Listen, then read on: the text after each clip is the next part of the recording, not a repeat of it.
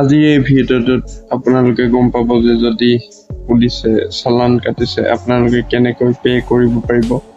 So ভিডিঅ'টো আৰম্ভ কৰোঁ।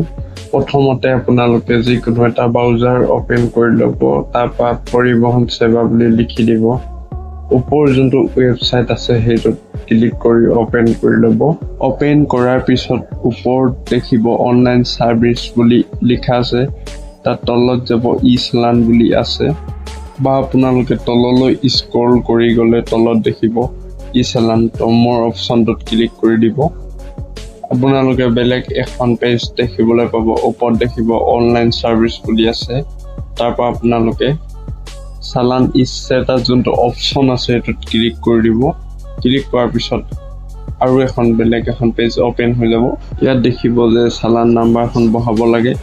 তো মই চালান নাম্বাৰটো বহাই দিছোঁ। যদি চালান কাটিছে কিনাৰত দেখিছে এখন দি দিছোঁ, মানে মেছেজত এটা যোনটো ৰেজিষ্টাৰ হৈ আছে সেইটো নাম্বাৰ আহে মানে, তো দিব লাগে আৰু আপুনি কোনটো দিব।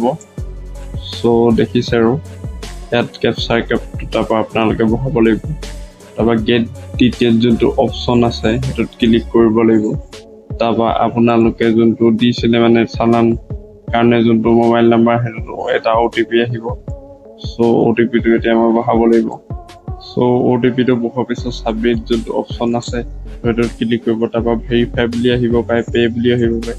সো ইয়াত ভেৰিফাই বুলি আহিছে, তো ভেৰিফাইত ক্লিক কৰি দিছোঁ, অ'কে। তাৰপৰা আপোনালোকে থ্ৰী ডটত ক্লিক কৰি দিব। হিষ্টৰী যোনটো অপশ্যন আছে তাত ক্লিক কৰি দিব। ডিলিট ব্ৰাউজিং হিষ্ট্ৰী অল টাইমত ক্লিক কৰি তো ডাটাগান ক্লিয়াৰ কৰি দিব। তাৰপৰা আপোনালোকে নিউ টেবত ক্লিক কৰি ল'ব। ঠিক আছে, সেইখন কাট কৰি দিছোঁ। তাৰপৰা আপোনালোকে ব্ৰাউজাৰটোত ওপেন কৰি পৰিবহন সেৱা বুলি ওপেন কৰিব। ঠিক আছে, আকৌ ওপেন কৰি ল'ব লাগিব। মানে যদিহে মানে ভেৰিফাই বুলি আহে তেতিয়া এনেকৈ কৰি ল'ব লাগিব। ঠিক আছে, তো আকৌ ওপেন কৰাৰ পিছত আপোনালোকে তললৈ যাব লাগিব অথনিৰ দৰে। সো ই চালানটো ওপেন কৰি লৈছোঁ মই।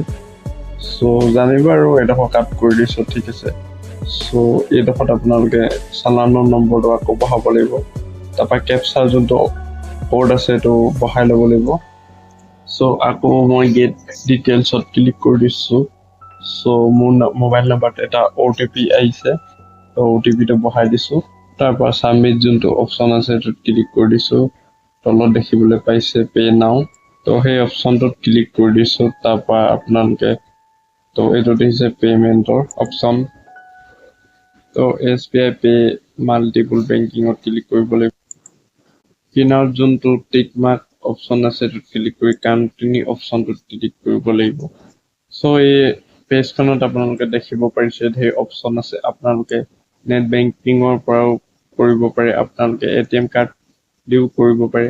সো মই ইয়াত মোৰ UPI ID দি কৰি আছোঁ, তো UPI ID টো মই বহাই দিছোঁ।